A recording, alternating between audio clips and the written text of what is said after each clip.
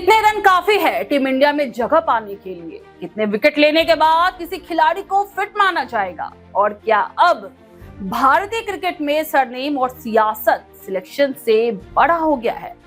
नमस्कार, मैं हूं पूनम आपके साथ। आप देख रहे हैं सुपर न्यूज़ 24। आज का सवाल बड़ा है और अहम भी। जी हां, आज हम बात करने जा रहे हैं उस बहस की जो सिर्फ क्रिकेट के मैदान तक सीमित नहीं रही। अब ये बहस लॉकर रूम से निकलकर संसद और सोशल मीडिया तक पहुंच चुकी है। भारतीय टीम के चयन को लेकर उठे सवाल अब जोर पकड़ चुके हैं। मुख्य चयनकर्ता अजीत अगरकर के फैसलों पर निशाना साधा जा रहा है और सवाल वही पुराना है, जो खिलाड़ी लगातार अच्छा खेल रहा है वो बाहर आखिर क्यों बैठाया गया, और जो खराब फॉर्म में चल रहा है उसे अंदर क्यों लिया गया। और सबसे पहले बात करेंगे उस खिलाड़ी की जिसने हर बार टीम इंडिया के लिए विकेट्स की झड़ी लगाता रहा है। वो है तेज गेंदबाज मोहम्मद शमी, जिसने हाल ही में रणजी ट्रॉफी में शानदार प्रदर्शन किया। गुजरात के खिलाफ 8 विकेट झटककर उन्होंने टीम इंडिया में वापसी का मजबूत दावा पेश किया। मोहम्मद शमी पिछले 8 महीनों से टीम से बाहर है। उन्होंने खुद कहा था कि मैं पूरी तरह फिट हूं, रणजी ट्रॉफी में बंगाल के लिए खेल रहा हूं। गुजरात के खिलाफ 8 विकेट लेना मेरी फिटनेस का सबूत है, किसी को सर्टिफिकेट देने की जरूरत नहीं है। लेकिन अजीत अगरकर ने साफ शब्दों में कहा कि फिटनेस ही एकमात्र कारण था जिसकी वजह से शमी का चयन नहीं हो सका। अगर वो फिट होते तो ऑस्ट्रेलिया दौरे पर होते। दुर्भाग्य से उस वक्त वो तैयार नहीं थे। हमने उनसे कई बार बात की है और हम उन्हें भविष्य की योजनाओं में देख पा रहे हैं। अगरकर के इस बयान के बाद बंगाल के कोच और भारत के पूर्व ऑलराउंडर लक्ष्मीरत्न शुक्ला ने तीखा जवाब दिया है। उन्होंने कहा कि शमी को किसी से सर्टिफिकेट लेने की बिल्कुल भी जरूरत नहीं है। वो खुद अपने आप में सर्टिफिकेट हैं। सबसे बड़ा चयनकर्ता ऊपर वाला है और वो जानता है कि कौन फिट है कौन नहीं। शमी का रिकॉर्ड खुद बताता है कि वो भारत के सर्वश्रेष्ठ गेंदबाजों में से एक हैं।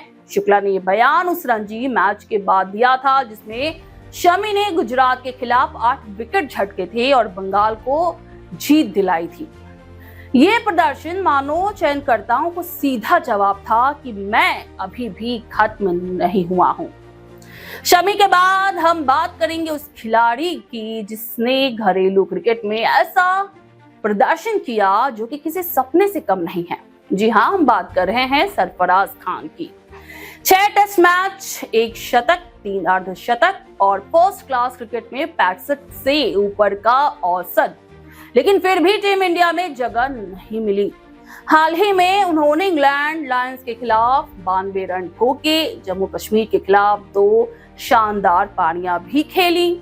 सोचा गया था कि अब शायद उन्हें इंडिया टीम में मौका मिलेगा, लेकिन चयनकर्ताओं ने एक बार फिर मुंह मोड़ लिया। फिर आया मुख्य चयनकर्ता अजीत अगरकर का वही बयान। जी हाँ, अगरकर ने कहा कि वरुण नायर का लगातार प्रदर्शन सरफराज से बेहतर रहा है, इसलिए फिलहाल उन्हें प्राथमिकता नहीं दी गई और इस वजह से ही नायर को प्राथमिकता दी गई। लेकिन करुण नायर के बाहर होने के बाद भी सरफराज की वापसी नहीं हुई। यहीं से विवाद ने राजनीतिक रूप ले लिया। कांग्रेस सांसद डॉक्टर शमा मोहम्मद ने कहा कि क्या सरफराज खान को उनके सरनेम की वजह से टीम में नहीं लिया गया। उनके इस बयान ने पूरे माहौल को सुलगा दिया। राजनीतिक गलियारों में इसको लेकर कई सारी चर्चाएं होने लगी। बीजेपी प्रवक्ता सीआर केसवर ने इसे धर्म आधारित विभाजन करार देते हुए कहा, टीम इंडिया को धर्म के आधार पर बांटना निंदनीय है। वहीं कांग्रेस सांसद शशि थरूर ने कहा कि सरफराज खान का प्रथम श्रेणी औसत 65 से ऊपर है। उन्होंने टेस्ट डेब्यू में 50 लगाई, एक मैच में 150 रन बनाए, इंग्लैंड में 92 रन ठोके, फिर भी चयन से बाहर हैं। आखिरकार क्यों? थरूर ने सवाल उठाया कि अगर घरेलू क्रिकेट में इतने रन बनाने का फायदा नहीं है तो खिलाड़ी वहां मेहनत भला क्यों करे। इसी बीच अनुभवी बल्लेबाज अजिंक्य रहाणे का दर्द भी सामने आया। उन्होंने कहा कि उम्र सिर्फ एक संख्या है, चयनकर्ता खिलाड़ी के जुनून, मेहनत और इरादे को देखे। फिट खिलाड़ी को उम्र के आधार पर ना आंका जाए। ऑस्ट्रेलिया के माइकल हसी ने देर से डेब्यू किया, लेकिन क्या कोई उन्हें बूढ़ा कहता था? रहाणे ने रणजी में 159 रन की पारी खेली, लेकिन टीम इंडिया के दरवाजे फिर भी बंद हैं। फिर आते हैं पृथ्वी शॉ पर, वही बल्लेबाज जो कभी अगला विराट कोहली कहलाता था। रणजी ट्रॉफी में 141 गेंदों पर दोहरा शतक, फॉर्म बेहतरीन, लेकिन बार बार विवादों में फंसे रहने की वजह से चयनकर्ताओं की नजरों से गिर चुके हैं वो। हाल ही में जब वो मुशीर खान से भिड़े तो मीडिया ने उस बहस को हवा दी, लेकिन सवाल है, क्या एक गलती, एक टकराव किसी खिलाड़ी की प्रतिभा से बड़ा हो सकता है? पृथ्वी के नाम 60 फर्स्ट क्लास मैचों में 4861 रन हैं, 25 शतक हैं, फिर भी राष्ट्रीय टीम से दूर हैं वो। और अब बात करेंगे ईशान किशन की। कभी ऋषभ पंत और संजू सैमसन के साथ भारत के शीर्ष विकेटकीपर बल्लेबाजों में गिने जाते थे, लेकिन रणजी ना खेलने के कारण बीसीसीआई ने उन्हें सेंट्रल कॉन्ट्रैक्ट से बाहर का रास्ता दिखाया।